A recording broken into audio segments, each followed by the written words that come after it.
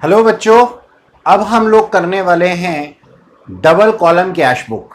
ये double column cash book क्या होता है, पहले इसको समझना ज़रूरी है। बच्चों, मान लीजिए कि मैं बैंक और कैश से कुछ ट्रांजैक्शन करता हूँ, यानी कि कैश का मतलब है मेरा वो कैश जो कि मेरे ऑफिस में अवेलेबल है मेरे कैशियर के पास, और बैंक का भी मैं अपने यहाँ हिसाब किताब रखता हूँ।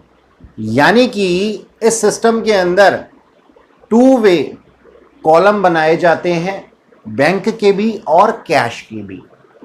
अगर मैंने कोई चेक डिपॉजिट करवाया है तो मैं अपने बैंक को भी यहां पे इंक्रीज कर देता हूं। यानी कि न केवल मैं अपने अकाउंट का हिसाब किताब रखता हूं कैश में, बल्कि मैं हिसाब किताब रखता हूं अपने बैंक का भी। मेरे बैंक से होने वाले लेन देन सारे के सारे इस कैश बुक के अंदर रिकॉर्ड किए जाते हैं, और इसी वजह से इसके अंदर हम दो कॉलम बनाते हैं। नंबर 1 कॉलम कैश और नंबर 2 बैंक। तो देखिए, ये रहा इसका फॉर्मेट मैंने आप लोगों के लिए बनाया है। कैश बुक जैसा कि हमने सीखा था वैसा ही है। यहाँ पे सिर्फ और सिर्फ फर्क आया है कैश का कॉलम और बैंक का कॉलम। उधर भी क्रेडिट साइड पे कैश और बैंक के कॉलम आपको दिखाई दे रहे हैं, रेस्ट सब सेम है। रिसीट साइड डेबिट साइड पे है, पेमेंट क्रेडिट साइड पे है। रूल क्या फॉलो हो रहा है, debit word comes in, credit word goes out. Cash और बैंक में जब भी कुछ आएगा यानी कि बढ़ेगा तो मैं रिसीट साइड लिखूंगा, और अगर कैश या बैंक से कुछ जाएगा तो मैं उसको पेमेंट साइड पे लिखूंगा। सिंपल, हम इसी तरीके से काम करते हैं। ठीक है, तो चलिए इस चीज को समझने के लिए हम लोग एक प्रैक्टिस करने के लिए क्वेश्चन लेते हैं और उसके थ्रू हम लोग इसको समझते हैं। तो देखिएगा, क्वेश्चन आपकी स्क्रीन पे है, prepare 2 column cash book from the following transactions. ठीक है जी, ये ट्रांजैक्शंस हमें दी हुई हैं और इन ट्रांजैक्शंस के ऊपर हमें बनाना है अपना कैश बुक, 2 वे कॉलम, यानी कि कैश भी और बैंक भी। अब यहां पे सबसे पहले आप देखिएगा, मार्च 1 को बोला गया है कैश इन हैंड और कैश एट बैंक। ये ओपनिंग बैलेंसेस हैं। ओपनिंग बैलेंसेस क्योंकि हम कैश बुक बना रहे हैं इस वजह से डेबिट साइड पे ही आएंगे, तो मैं लिख दूंगा टू बैलेंस बीडी। और बच्चों, दोनों के ही फेवरेबल बैलेंस है, दोनों के ही फेवरेबल बैलेंस है, कोई भी ओवरड्राफ्ट नहीं है, नेगेटिव बैलेंस नहीं है। इस वजह से मैं इसको डेबिट साइड पे लिखूंगा। कैश इन हैंड में मैंने कैश 15,000 लिख दिया और बैंक में मैंने 50,000 रुपीज लिख दिया। ओके, आइए आगे पढ़ते हैं। परचेज गुड्स फॉर कैश ₹6,000, और आगे एक एस्ट्रिक का साइन है। गौर से देखिएगा, एक एस्ट्रिक का साइन है। अब एस्ट्रिक का साइन हमें इंडिकेट करता है कि शायद इससे रिलेटेड कोई नोट नीचे दिया हुआ हो। जी हाँ, यहां पे दिया हुआ है, आप देख सकते हैं, लिखा हुआ है transaction marked with asterisk sign are subject to CGST and SGST at the rate 6% each.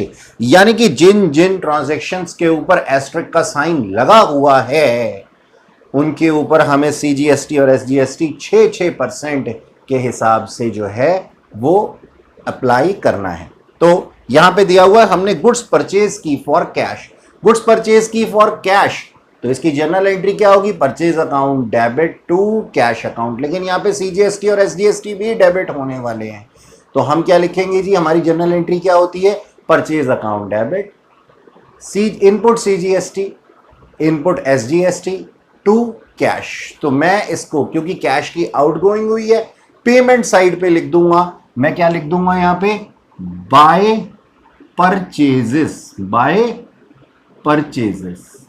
और साथ ही कैश डाउन हुआ है, साथ ही कैश डाउन हुआ है किस वजह से, इनपुट CGST और इनपुट SGST की वजह से। तो कैश की आउटगोइंग न केवल परचेजेस की हुई है, परचेजेस की वजह से हुई है, बल्कि टैक्स की वजह से भी हुई है। परचेज कैश में मुझे लिखना है, बैंक से नहीं हुआ, चेक नहीं दिया हमने, कैश में हमने क्या किया है, परचेज किया है। तो मैंने कैश के कॉलम में 6,000 रुपीज लिखा और टैक्स भी मैंने पे किया 6%, तो ये हमारे पास में हो जाएगा 360 रुपीज। 360 rupees each. ठीक है जी, आप देख सकते हैं मैंने कैश के कॉलम में ही लिखा है उसे। अच्छा, आगे पढ़ते हैं। डिपॉजिट इन बैंक रुपीज 5000 है। इसकी जर्नल एंट्री सोचिए क्या होगी। इसकी एंट्री होगी bank account debit to cash account, यानी कि बैंक बढ़ जाएगा और कैश घट जाएगा। तो ये एक कॉन्ट्रा एंट्री है। ये क्या है? कॉन्ट्रा एंट्री है। जब भी हम बैंक में पैसा डालते हैं या बैंक से पैसा निकालते हैं उसको हम कॉन्ट्रा एंट्री कहते हैं। ठीक है जी। तो अब सोच करके देखिए कि बैंक में पैसा बढ़ जाएगा तो मैं कहां पे आ जाऊंगा? मैं रिसीट साइड में बैंक में लिख दूंगा।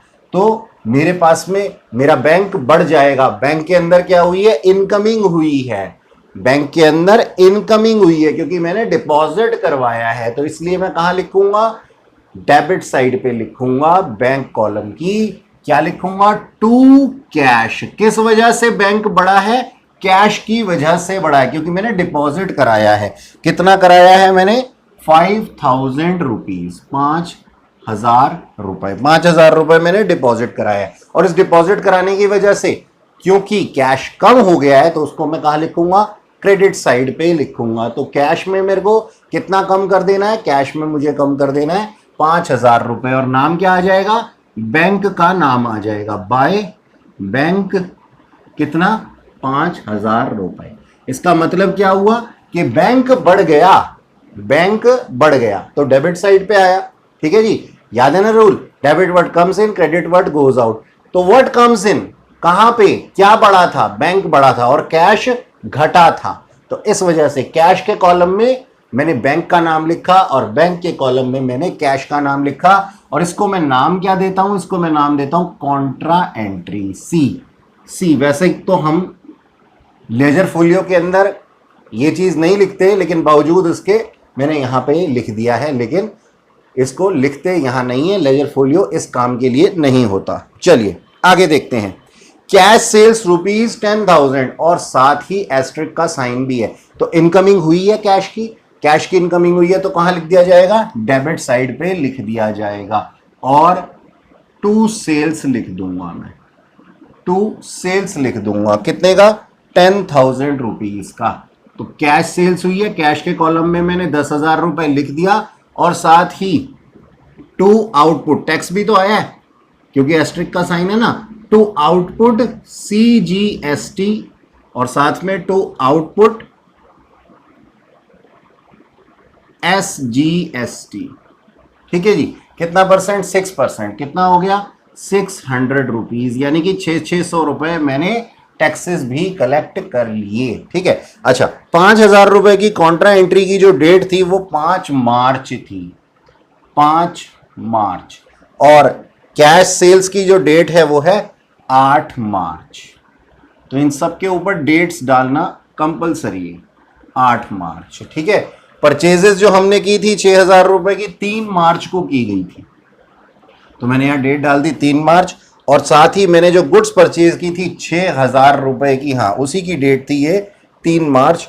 और उसी के साथ में ये टैक्सेस भी थे 3 मार्च और 3 मार्च यहां भी डाल देता हूं। और बैंक की जो कॉन्ट्रा एंट्री थी उसकी डेट थी 5 मार्च। तो मैंने यहां पे भी वो डेट डाल दी। डेट्स का बहुत रेलेवेंस है बच्चों। डेट्स को हम दरकिनार नहीं कर सकते। खैर आगे चलते हैं। लिखा है cash withdraw from bank for office use. Cash withdraw कर लिया यानी कि कैश बढ़ जाएगा और बैंक घट जाएगा। तो ये भी क्या है? कॉन्ट्रा एंट्री है। अब देखो मैंने क्या बोला? कैश की इनकमिंग हुई है तो कैश को मैं कहां लिखूंगा? डेबिट साइड पे लिखूंगा, रिसीट साइड पे लिखूंगा। किस नाम से? बैंक के नाम से, टू बैंक। ठीक है जी। और ये क्या है? ये कॉन्ट्रा एंट्री है। इसकी डेट क्या थी? इसकी डेट थी 10 मार्च। 10 मार्च को मैंने पैसा जो है वो निकाला है। इस वजह से मेरा कैश जो है वो बढ़ गया है। कितने से बढ़ गया है? 2000 रुपए से। और मेरा बैंक जो है वो घट जाएगा। तो बैंक में मैं क्या लिख दूंगा? इधर की तरफ पेमेंट साइड पे पेमेंट की है किसने? बैंक ने। बैंक ने पेमेंट की है 10 तारीख को, 10/3 को। और बैंक जो घटा है वो किस वजह से घटा है? क्योंकि हमने कैश विड्रॉ कर लिया है 2000 रुपए, 2000 रुपीज। ठीक है जी। तो ये 2000 रुपीज से हमारा जो बैंक था वो घट गया, इस वजह से पेमेंट साइड पे आया है, और कैश क्योंकि बढ़ गया है इस वजह से ये रिसीट साइड पे आया है। अच्छा, इसके बाद पढ़ते हैं, देखिएगा क्या लिखा हुआ है। Received cash from Damini 3000, allow her discount of ₹100 against due. हमने दामिनी से 3000 रुपए लिए और 100 रुपए का उसको डिस्काउंट दिया। अब कुछ बच्चे यहाँ पे कुछ गलती कर देते हैं, वो सोचते हैं कि 2900 हमने रिसीव किया है। नहीं बच्चों, हमने 3000 ही रिसीव किया। ऐसा क्यों? क्योंकि जब क्वेश्चन में लिखा हुआ है ना कि दामिनी से हमने रिसीव्ड, वर्ड क्या लिखा है? रिसीव्ड। रिसीव कितना किया? 3000। तो इसका मतलब उन्होंने हमें देने थे कितने? 3100, लेकिन हमने रिसीव किए कितने? 3000 रुपीज। तो 3000 से मेरा कैश बढ़ जाएगा। लेकिन 100 रुपए का यहां पे हम क्या करें बच्चों? अगर मैं 3 कॉलम कैश बुक बना रहा होता जिसके कि अंदर मेरे को डिस्काउंट का कॉलम भी बनाना पड़ता, तो मैं इस डिस्काउंट को वहां पे लिख देता। लेकिन ये 2 कॉलम कैश बुक है, यहां पे हम डिस्काउंट को बिल्कुल इग्नोर करेंगे। चाहे डिस्काउंट रिसीव किया गया हो, चाहे डिस्काउंट अलाउ किया गया हो, हमें यहां डिस्काउंट को टोटली हटा देना है। हमें कॉन्सेप्ट बिल्कुल इसको चीज को नहीं रखना अपने माइंड में कि भाई डिस्काउंट का हमने इस क्वेश्चन के अंदर कुछ करना है। ठीक है जी, तो हमने डिस्काउंट को इग्नोर किया और दामिनी से 3000 रुपए रिसीव किए, कैश में रिसीव किए, तो कैश क्या हो जाएगा? बढ़ जाएगा। और नाम किसका आ जाएगा? दामिनी का, दामिनी। ठीक है, 3000 रुपए कैश के अंदर मैंने बढ़ा दिए और इसकी जो डेट थी वो थी 12 मार्च। अच्छा जी, इसके बाद क्या लिखा है? रिसीव चेक फ्रॉम निमित, निर्मत, हाँ जी, नीमरत, नीमरत है, नीमरत। अच्छा खैर कोई बात नहीं, मैं भी मोबाइल में देख रहा हूं, दृष्टि मेरी भी थोड़ी सी कमजोर है, कोई बात नहीं।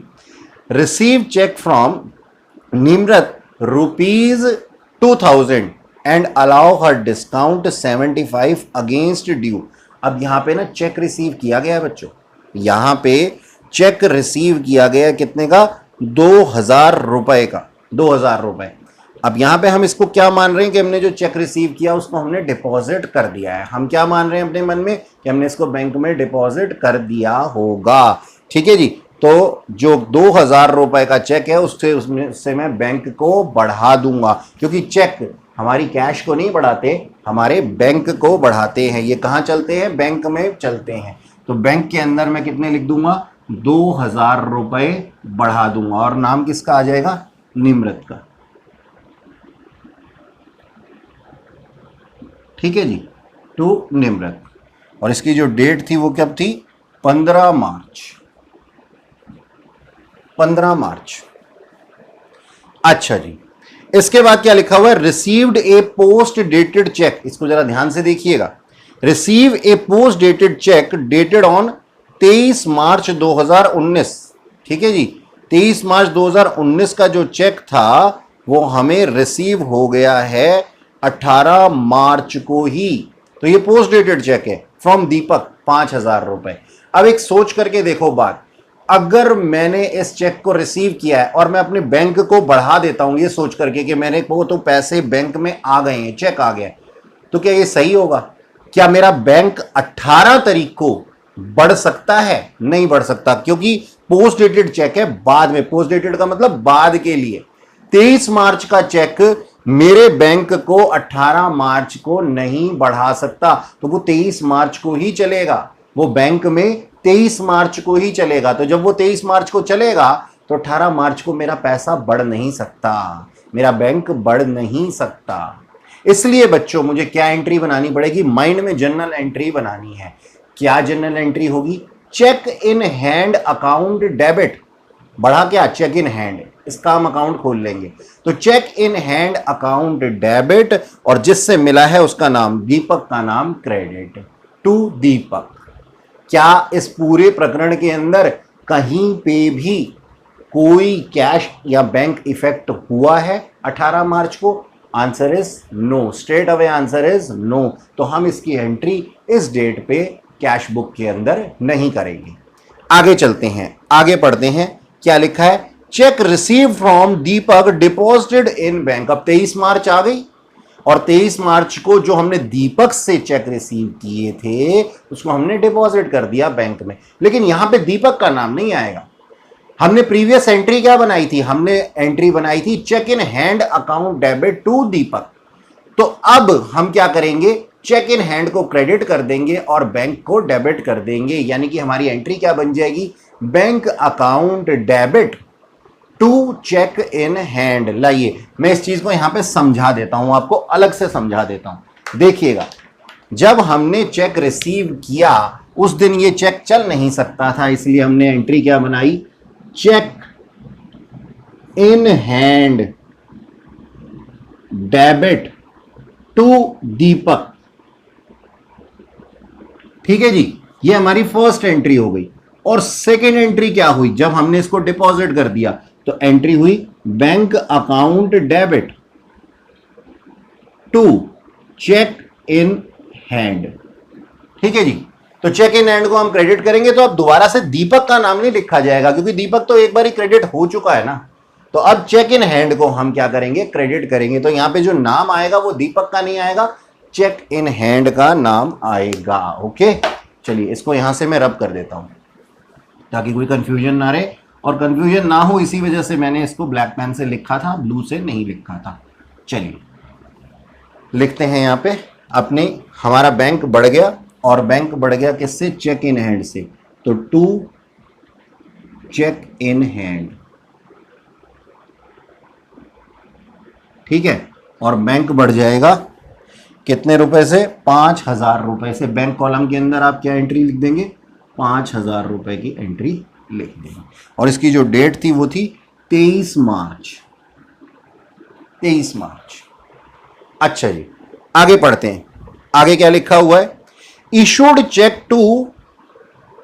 Check of ₹2500 to Chander. Chander को हमने इशू किए चेक, यानी कि हमारा बैंक कम हो जाएगा। पेमेंट साइड पे बैंक कॉलम को मैं इसके अंदर हेड करने वाला हूं। ही अलाउड डिस्काउंट 125। उन्होंने हमें डिस्काउंट दिया। मैंने पहले ही इस बात को बता दिया कि डिस्काउंट को हमें क्या करना है? इग्नोर करना है। डिस्काउंट को हमें इस क्वेश्चन के अंदर इग्नोर करना है। तो अब मैंने चेक इशू किए हैं तो बैंक कम हो जाएगा, इसलिए मेरे को पेमेंट साइड पे बैंक कॉलम के अंदर लिखने पड़ेंगे। और दिए किसको थे ये चेक? मैंने बाय चंदर। चंदर नाम था ना इनका, शायद चंदर ही नाम था। हाँ जी, चंदर ही नाम था, बाय चंदर।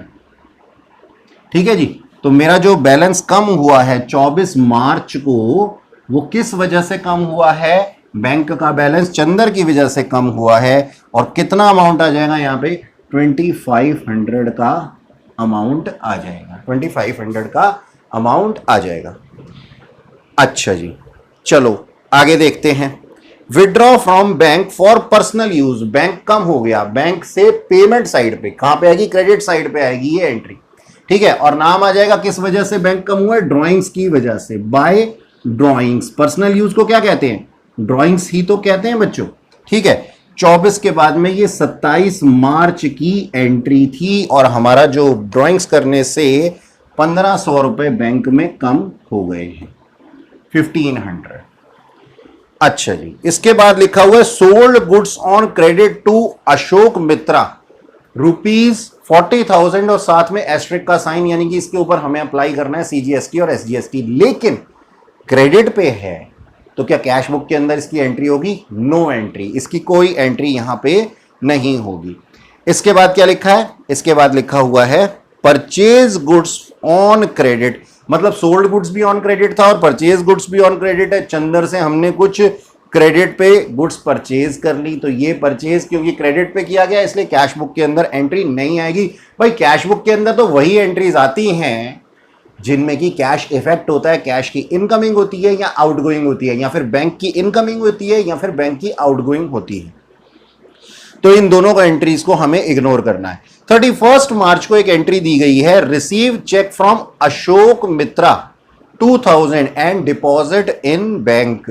तो बैंक हमारा बढ़ जाएगा अशोक मित्रा के नाम से। कहां पे आ जाएगी ये एंट्री? ये आ जाएगी हमारे पास में रिसीट साइड पे, टू अशोक मित्रा। मैं AM लिख देता हूं, ठीक है जी, 31 मार्च की ये ट्रांजैक्शन है, मार्च 31। अशोक मित्रा ने हमें कितने पैसे दिए हैं?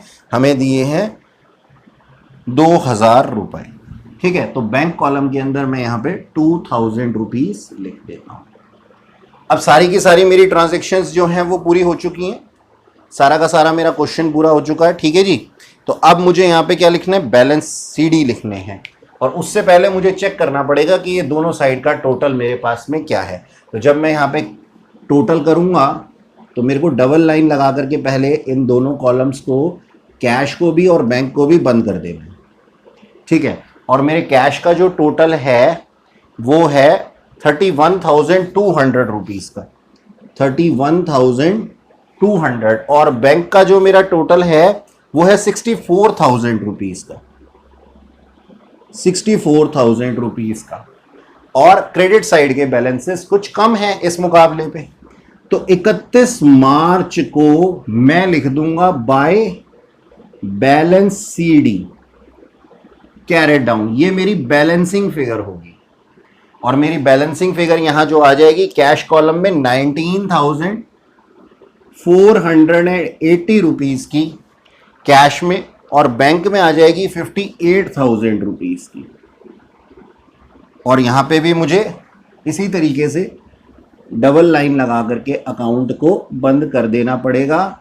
और यहाँ पे बैलेंसेस मैं सेम लिख दूंगा, 31,200 कैश में और बैंक में 64,000 रुपीज। ठीक है बच्चों, ये है आपका पूरा का पूरा क्वेश्चन। मैं स्क्रीन से आउट हो जाता हूं ताकि आप इसको अच्छे से कॉपी कर सकें। ठीक है, चलिए नेक्स्ट क्वेश्चन देखते हैं बच्चों। नेक्स्ट क्वेश्चन के अंदर हमें क्या कहा गया है? नेक्स्ट क्वेश्चन कुछ इस तरीके से है, देखिएगा। Ganesh commence business on 1 April 2017 with 2000 as capital, यानी कि उन्होंने कैपिटल इंट्रोड्यूस की। He had following cash transaction in the month of April, और सारी ट्रांजैक्शन देने के बाद लास्ट में पढ़ेंगे तो लिखा हुआ है make out 2 column cash book. और 2 कॉलम कैश बुक कैश और बैंक कॉलम नहीं है, यहां लिखा है कि हमें बनाना है cash and discount column for the month of अप्रैल 2017। बच्चों, हालांकि हमें जब क्वेश्चन में कहा नहीं होता तब हम कैश और बैंक के कॉलम बनाते हैं, लेकिन बावजूद इसके इस क्वेश्चन के अंदर क्योंकि बोला गया है, इस क्वेश्चन के अंदर स्पेसिफिकली बताया गया है कि हमें डिस्काउंट का और कैश का कॉलम बनाना है, तो हम ऐसे ही बनाएंगे। देखिएगा फॉर्मेट आपके सामने है। मैंने क्या किया है? मैंने रिसीट और पेमेंट की एक कैश बुक बनाई है और यहाँ पे डिस्काउंट का एक कॉलम बना दिया है। यानी कि लास्ट क्वेश्चन के अंदर हमने कैश और बैंक के कॉलम बनाए थे, जबकि इस क्वेश्चन के अंदर मैंने डिस्काउंट और कैश का कॉलम बनाया है। तो सबसे पहली एंट्री हमारे पास में होगी cash account debit to capital account. Cash to capital हमारी पहली जनरल एंट्री होगी, तो इसको मैं यहां लिख दूंगा कि ये 1 अप्रैल 2017 को जो बनाया गया है ये है टू कैपिटल, क्योंकि मेरा कैश, बिजनेस का कैश जो है वो बढ़ गया है। और डिस्काउंट के कॉलम में हम कुछ नहीं लिखेंगे, 2000 रुपीज सिर्फ कैश में लिख देंगे। ओके, चलिए आगे देखते हैं। लिखा है purchase furniture and paid in cash, यानी कि हमने फर्नीचर परचेज किया और पेमेंट जो की वो हमने किस में की? कैश में की। ठीक है, फर्नीचर परचेज करने की वजह से हमारी पेमेंट साइड पे ये एंट्री आने वाली है और लिख देने वाला हूं मैं क्या? Bye furniture.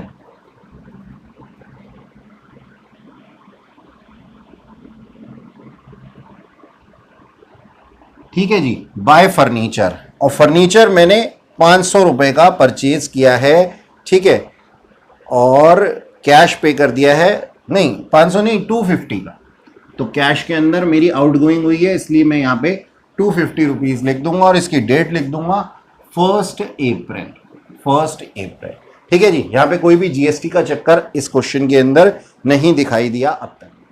नेक्स्ट जो है वो है 2 अप्रैल की एंट्री, परचेज गुड्स। मैंने गुड्स परचेज कर लिए हैं, गुड्स परचेज कर लिए हैं 500 रुपए के, तो मेरा कैश क्या हो गया? कम हो गया है। तो मेरी एंट्री क्या बन जाती है? मेरी जर्नल एंट्री बनती है purchase account debit to cash account, तो कैश की आउटगोइंग हुई है, इसलिए पेमेंट में मैं क्या लिख दूंगा, गुड्स परचेज करी है, तो ये परचेजेस के नाम से मैं यहां पे लिख दूंगा। और डेट क्या आ जाएगी, 2 अप्रैल, 2 अप्रैल। और कैश डाउन हो जाएगा कितने से, 500 रुपए से। ठीक है, इसके बाद लिखा हुआ है sold goods for cash, cash sales हुई है मेरी, और कैश सेल्स हुई है तो कैश की इनकमिंग हुई है, और इनकमिंग हुई है तो मैं कहां पे, रिसीट साइड पे लिख दूंगा टू सेल्स के नाम से। कैश सेल्स है ना ये, और कैश सेल्स है हमारे पास कितने की, 4 अप्रैल को 950 रुपीज की, तो मेरा कैश बढ़ गया 950 रुपीज से। अभी तक आप देख सकते हैं कि यहां पे डिस्काउंट का हमने कुछ नहीं किया है। चलिए आगे देखते हैं। 5 अप्रैल को दिया गया है paid cash to Ram Mohan 560, और 6 अप्रैल को बोला गया ही अलाउड डिस्काउंट ₹10। देखो बच्चों, यहां पे ना गलती से, मेरे हिसाब से गलती से 6 अप्रैल लिख दिया गया है, वो 5 अप्रैल को ही डिस्काउंट हमें उससे जो है वो मिला है। देखो यहां क्या लिखा हुआ है, हमने कैश पे किया है, कैश पे किया है, तो कैश पे किया होगा तो डिस्काउंट हमें रिसीव हुआ होगा, डिस्काउंट हमें रिसीव हुआ होगा। तो हमने क्या करना है जी, हमने 560 का जो है वो क्या नाम है, अमाउंट पेड में लिख देना है। 560 का अमाउंट कहां लिख देना है, पेड में लिख देना है। ठीक है, तो यहां पे कैश की आउटगोइंग हुई है किसके नाम से, किसको दिया हमने, टू राम मोहन, राम मोहन के नाम से मैंने इसको लिख दिया। और ये जो डेट है राम मोहन की 5 अप्रैल है, 5/4। अब 5/4 को मैंने उससे पेमेंट की है 560 की, इसलिए मैं कैश में 560 पेमेंट साइड पे कम कर देता हूं, और मुझे डिस्काउंट रिसीव हुआ है कितने का, 10 रुपए का, तो मैंने 10 रुपए डिस्काउंट के कॉलम में लिख दिया। इस चीज के लिए हम डिस्काउंट का कॉलम बनाते हैं। आगे चलते हैं, लिखा है receive cash from Krishna and company 600, allowed discount ₹20। अब देखिए उसी के नीचे लिखा हुआ है ना, तो वो जो एंट्री में था ना वो मिसप्रिंट था, ये बिल्कुल सही लिखा हुआ है। ठीक है, तो हमने रिसीव किया कृष्णा कंपनी से कितना, 600 रुपीज, 600 रुपीज। तो कैश आ गया, कैश आ गया तो कहां लिख दूंगा मैं, रिसीट साइड पे, टू कृष्णा के नाम से। कृष्णा से हमें कितना कैश रिसीव हुआ है, हमें रिसीव हुए 600 रुपए, 600 रुपए से कैश बढ़ गया। और उन्होंने उनको डिस्काउंट कितने का दिया है, डिस्काउंट दिया है 20 रुपए का, डिस्काउंट दिया है 20 रुपए का। और इसकी डेट क्या थी, इसकी डेट थी 6 अप्रैल। ओके, नेक्स्ट बढ़ते हैं। 7 अप्रैल को क्या लिखा गया है, पेड फॉर पैटी एक्सपेंसेस 15 रुपए। हमने कुछ छुटपुट खर्चा, पैटी एक्सपेंसेस का मतलब क्या होता है, कुछ चाय पानी, कुछ छोटी मोटी स्टेशनरी, किसी भी चीज के लिए खर्चा करना। ठीक है, तो मैं यहाँ पे 7 अप्रैल की डेट डाल दूंगा, और क्या लिख दूंगा, क्योंकि कैश की आउटगोइंग हुई है ना, तो यहाँ पे पेमेंट साइड पे आएगा, टू पैटी। पैटी मतलब, पैटी एक्सपेंसेस का मतलब क्या बताया मैंने, छोटा मोटा छुटपुट खर्चा। और मेरा कैश कितना कम हो गया, 15 रुपए से। अच्छा, आगे पढ़ते हैं। अप्रैल 8 को कैश परचेजेस हैं 150 रुपीज की, तो इससे क्या होगा, कैश की आउटगोइंग होगी। तो मैं यहां लिख दूंगा बाय, कैश परचेजेस हैं तो बाय परचेजेस, और 150 रुपीज से मैं अपनी कैश बुक को डाउन कर दूंगा, और इसमें डेट डाल दूंगा मैं कितनी, 8 अप्रैल, 8/4। ठीक है जी। पेड टू लेबर लिखा हुआ है अप्रैल 13 को, लेबर को मैंने 1000 रुपए पे किए, तो मेरा कैश क्या हो जाएगा, कम हो जाएगा। इसको मैं बाय वेजेस के नाम से रिकॉर्ड कर दूंगा। भाई लेबर के नाम से तो नहीं कर सकता ना मैं, या तो सैलरी लिखता हूं या वेजेस लिखता हूं, क्योंकि लेबर को दिया गया इसलिए इसको मैं वेजेस बोलता हूं। और इसकी डेट क्या है, 13/4, यानी कि 13 अप्रैल को 1000 रुपए से मेरा कैश डाउन हो गया है। अच्छा जी, इसके बाद लिखा हुआ है पेड अली एंड सन, हमने अली एंड सन को 400 रुपए दिए, कब दिए, 13 अप्रैल को दिए, और उन्होंने हमें डिस्काउंट दिया कितने का, 8 रुपए का। ठीक है जी, तो हमने यहाँ पे क्या लिखना है, 13 अप्रैल, और किसको पेमेंट करी है, बाय अली, अली को, अली एंड सन्स, क्योंकि पेमेंट की है इसलिए हमारा कैश डाउन हो गया कितना, 400 रुपए, और 8 रुपए का उन्होंने मुझे डिस्काउंट जो दिया था उसको मैं डिस्काउंट के कॉलम में लिख देता हूं। अब मेरा क्वेश्चन देखने में तो खत्म हो गया, लेकिन सीखना अभी खत्म नहीं हुआ। अब जो मैं आप लोगों को बताने जा रहा हूं वो कुछ नई बात है, उसको ध्यान से सुनिएगा। यहां पे मुझे बैलेंसेस करने हैं, बैलेंसिंग करनी है, लेकिन मैं आप लोगों को बता दूं कि यहां पे मुझे डबल लाइन लगा करके जो बैलेंसिंग करनी होगी वो सिर्फ कैश कॉलम की ही करनी होगी, डिस्काउंट कॉलम की नहीं करनी होगी। तो कैश कॉलम के अंदर मेरे पास कितना है? कैश कॉलम के अंदर मेरे पास में है 29 और 600 होते हैं 3500। ठीक है जी, 3550। हाँ जी, 3550। ठीक है जी, 3550 कैश के कॉलम में। और डिस्काउंट के कॉलम में कितना है? 20 रुपीज है। अब होता यह है कि सेम चीज वहां पे भी आती है, लेकिन अब की बार डिस्काउंट के साथ में ऐसा नहीं होगा। अब की बार डिस्काउंट के साथ में ऐसा नहीं होगा। डिस्काउंट 18 रुपए ही लिखा जाएगा जो उसका टोटल था। ठीक है, और बैलेंसिंग फिगर किसकी की जाएगी? कैश कॉलम की जाएगी by balance CD. Balancing figure के नाम से हम जो अमाउंट लिखेंगे वो कैश के कॉलम में ही लिखेंगे, सिर्फ और सिर्फ कैश के कॉलम में ही लिखेंगे। और यहां डेट डाल देंगे 30/4। ऐसा क्यों?